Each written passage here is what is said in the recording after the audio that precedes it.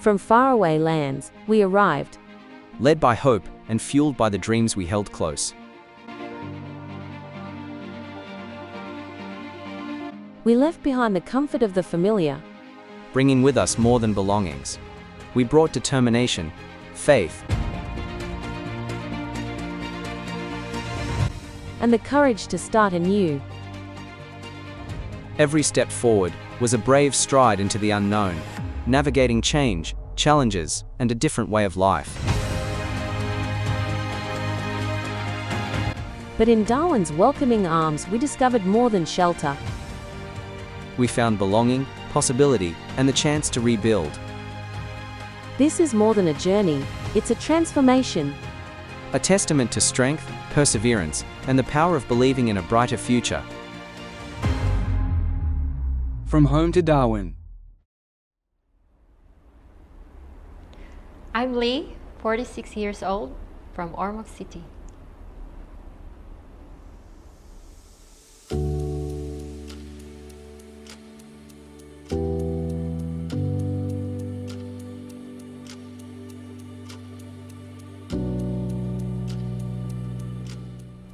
In Ormoc, I was living with my aunt. I went to the college, but of course as a working student, and I took education. From there, I finished my schooling, and life there was just simple and modest. I live actually in the village called Libas, in the barangay. So my dad died when I was 6, and then my mom went overseas when I was 9 years old. So going to the city or living in the city with my auntie, it was a way for me to pursue my study. My mom got married when she was 14, so I have a half sister, and we're actually 5 in the family. So 2 were half sister and brother, and I have other 2 sisters from my dad. And again, they also live with my auntie because that's the only way we can, support ourselves like a working student. So that was our life back home. My grandparent, she used to be the municipal treasurer, and then that time I was lucky enough that our municipality grants scholarship. So that's how I actually got or have access to college education while I was living with my auntie. So the municipal have this program, and I was able to get in during those times. Elementary education, yes, because that time, and I think from memory it was like, okay, you don't have a parent, it's easy for you to do this. But for me, I always wanted to be a nurse, and then because financial the resources is limited, so you can't have that. But then that time I get married, not married, had a relationship, and then I get pregnant, and then look after the child, stay in the relationship, and then move to Cebu City. But then that time I took this nursing course, and I actually finished that course as a nurse. If I compare my life before and now, I think back home you were conditioned to something.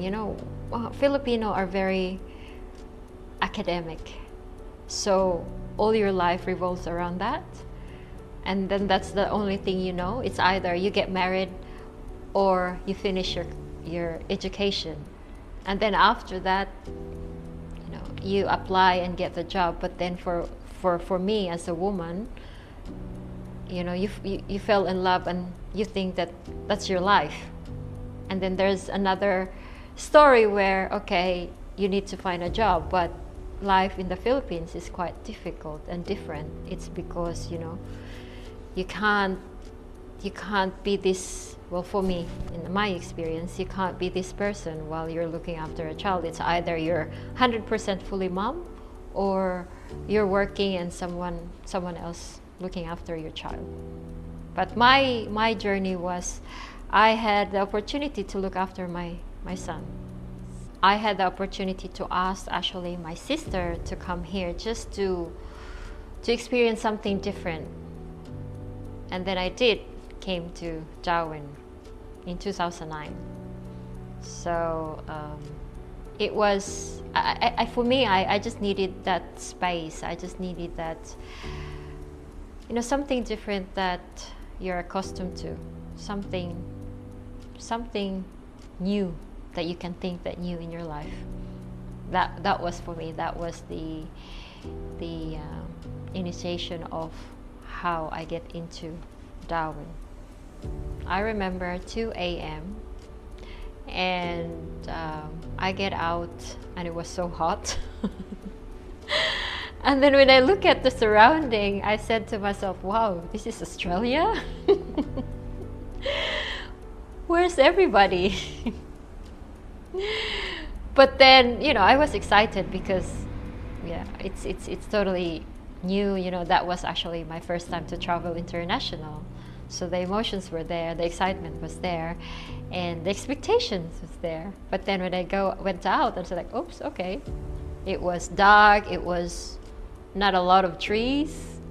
I think that time that was in July, so maybe, not a lot of rain. So it was dry season, I would say. Yeah, I was surprised, totally surprised.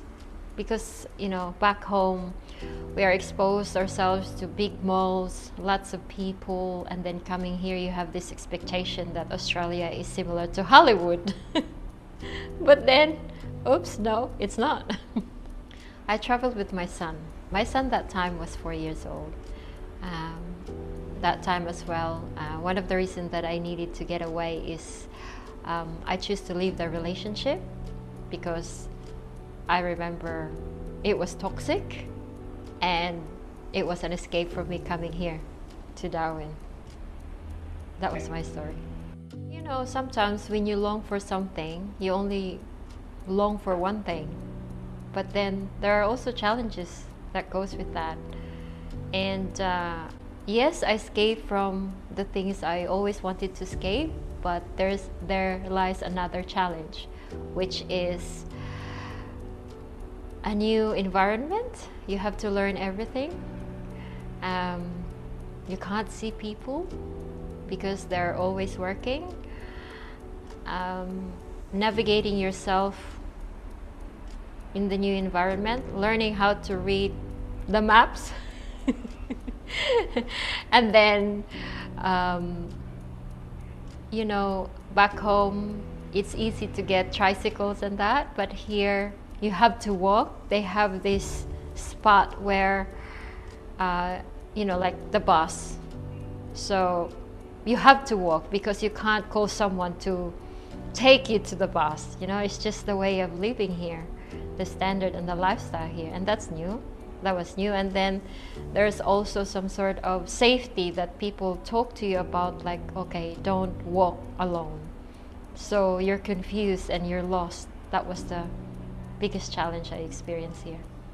Oh, the part of me that I miss home is living near the beach, because our home, when I grew up, my father was a fisherman. So our bahay kubo was near the beach, and for me it was the most precious thing I experienced when I was a child, because I get along, like I used to play a lot near the beach, and then fresh fish. Tuna was just like normal food for me. Coming here in Darwin, Of course, there's Casuarina. That's the only thing that I can connect myself with.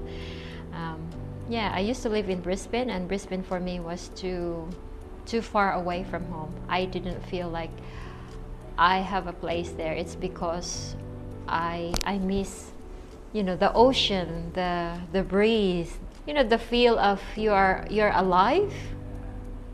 So coming here to Darwin is like a relief for me, because every time I feel or I needed a space for myself, 3 minutes drive to Casuarina, it's it's a beautiful place, unless you don't go swim,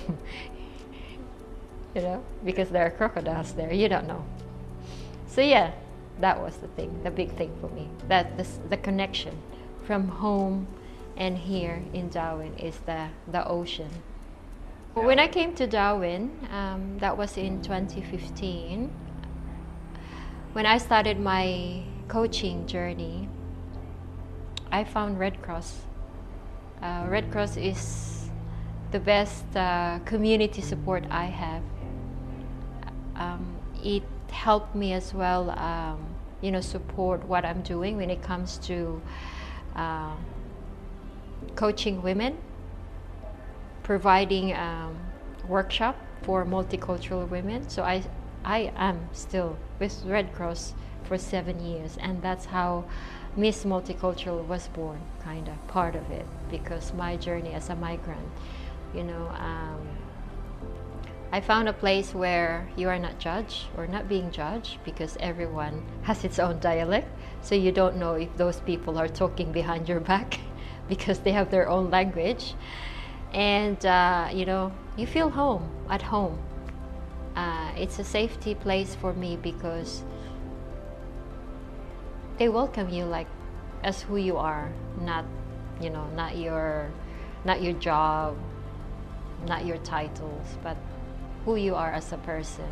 And they have programs there where it makes you feel like you're part of the family, part of the community. The Miss Multicultural was born out again from my own experience as a migrant woman, and actually it was a 6 years development, because it was my entire journey, and then providing a leadership workshop for Red Cross that gives me an idea to learn Miss Multicultural. It's because it's a lived experience for me.